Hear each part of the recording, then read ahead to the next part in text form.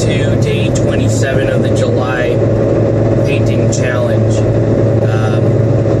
Right now I am 7 a.m. here in Southern California, and I am driving home to Orange County. I'm about 45 minutes or so from home, and left Comic-Con this morning, and I guess I just wanted to share my thoughts on how this year went, and just what kind of journey Comic-Con is every year when you work Comic-Con. So, every year I look at Comic-Con like we're giving birth to something.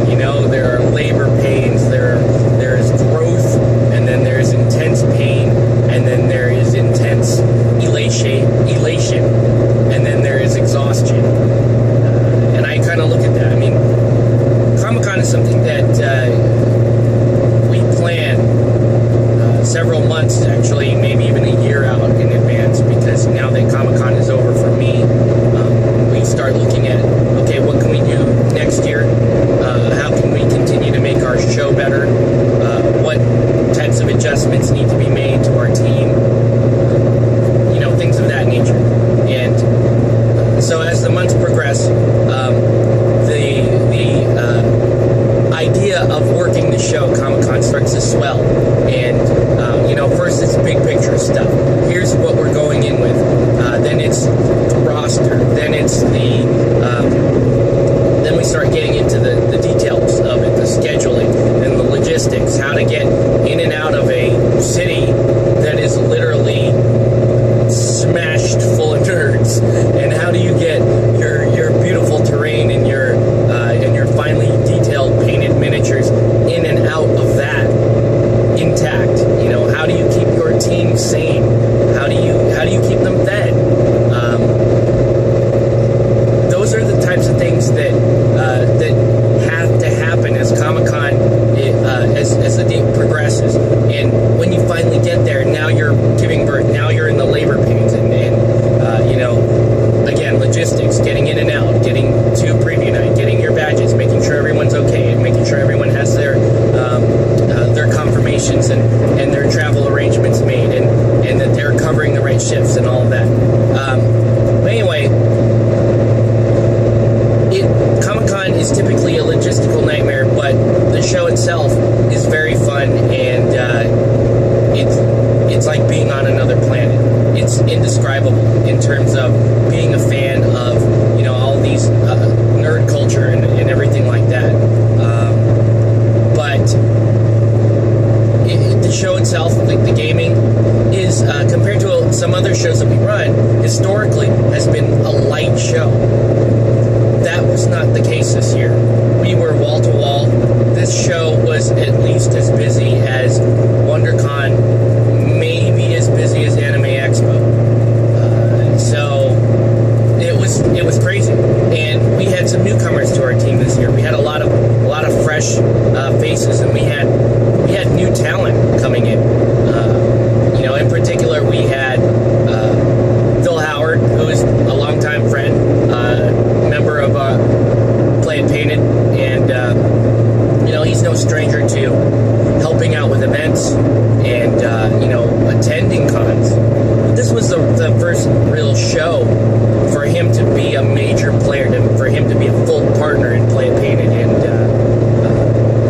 and really kind of take on some of the heavy lifting in the crew. And let me tell you, Phil came through with flying colors. I think Phil was really a superstar this year, and just want to thank him.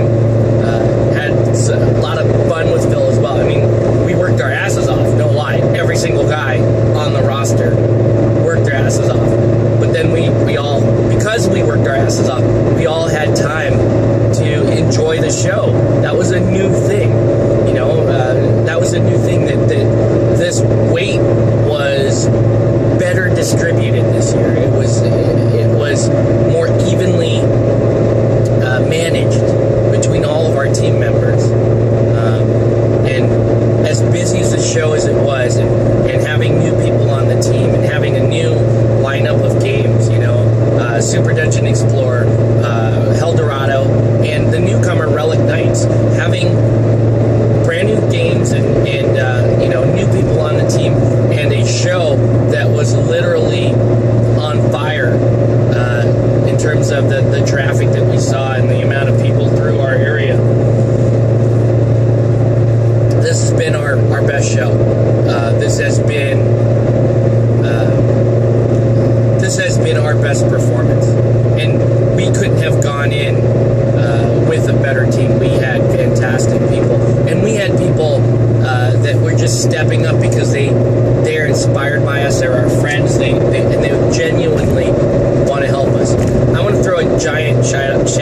to Gabe Andaya from Andaya Laser Cutting. That's right, the guys that you buy, some of your MDF terrain for, and some of your gaming accessories for. Gabe isn't just like a master craftsman of making some of these things to make your gaming better. He is a phenomenal friend, and he's just a super huge help. Gabe, just because he saw me that I was working alone on Thursday, he jumped in and he helped out. He and his brother, Raphael. And yesterday, when Phil and I had the stuff packed up, our stuff, because that was our last day, and we had to move that from the convention center about 6 blocks up through about conservatively 150, 200,000 people on the street. Gabe and his brother helped us. They picked up terrain. They carried it through the streets with us, along with Phil's cousin, Jason. These are guys that just genuinely want to help. And trying to get through those streets would have been a nightmare if it were just me and Phil and, a couple of hand carts. That would have taken hours to get through the traffic, the crowds that we had to get through. I mean, it's the crowds have been bigger than any Comic-Con I've been to, and you think the Comic-Con is sold out to full capacity every year. Yes, it is, but the way they did tickets this year kind of helped guarantee that people would actually show up. So all those tickets were filled, and then more and more people every year come to San Diego, whether or not they have tickets to Comic-Con, because there's just so much to do at Comic-Con, at and around Comic-Con. There are celebrities to see. The whole thing, it's almost like, man, I don't know, Mardi Gras, New Orleans, or, it's on that level. It's worldwide news, this comic convention. So, anyway, so these guys just jumped in and helped. It's phenomenal. I mean, I am humbled by that. That is, I can't repay that. I can't repay that. And I want to make sure that every opportunity I have to do Gabe a good turn, I will do it. I will do it. And I will gladly do it, because he has done that and more for me and for my team over at Plan Painted. He's just brilliant. So we had people like Bill and Raphael, Jason stepped up. The Carmody brothers, Rick and Sean, just for hanging out, helping out where they can, talking to people about the gaming that we have at our tables. Even that little bit is great. It's great. Thank you guys. Thank you for attending. Thank you for playing games with us. Phenomenal. And then the Eggers, which I love the Eggers. Yeah, Laura and Sarah. They come by our booth all the time, and it's just another draw. They're fun people to be around. Sarah's always in cosplay, and that's a draw. That's a draw to our booth. I'm talking to her about being a soda pop girl, because why not? And she's already doing what she loves, and it would be great. She'd be a great addition to any convention team that would have her.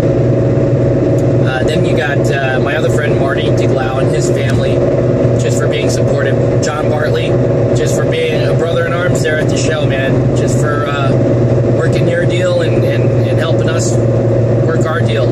It's, salute, brother. Just keep the fire going. But yeah, there's so many people to thank on site, but also want to add Ninja Division. Wow, like, what else can I say? I basically, to let you guys know, like back in February or something, January, February, I emailed Kai, and I was like, hey Kai, you don't know me, I'm a fan of your game, and we got to talking, and I was like, hey, I want to show off your games on the biggest stage in the world, Comic-Con, and he was just so supportive of that, and obviously, working with my buddy Ross, and watching Ninja Division really solidify, that just supercharged us. We had direction, we had focus this year, we had purpose, and to be able to put on stage at Comic-Con, and walk, even just the pack of us walking around with our shirts and people going, oh, Ninja Division, I recognize them. That's huge. It's huge. And for those guys to come down, support our games with prize support, with just showing up, signing a couple of books, and talking to their fans. Oh my gosh. We were walking the floor preview night, and one of the fans of the Anima series started talking to David and Kai. And these guys were up at 4:30 in the morning to fly into San Diego, and they've been running around town with Ross. They've been run ragged. This is the end of the night, the preview night.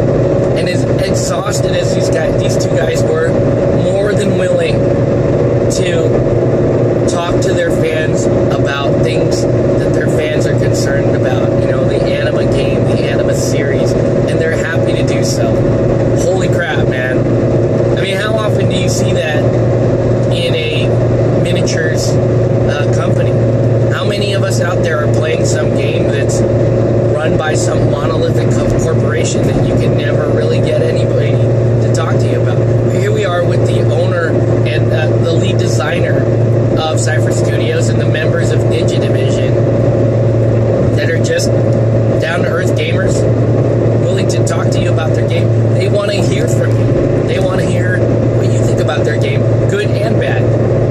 You know, they want to know what they're doing right. They want to know what they're doing wrong, because they care about their customers.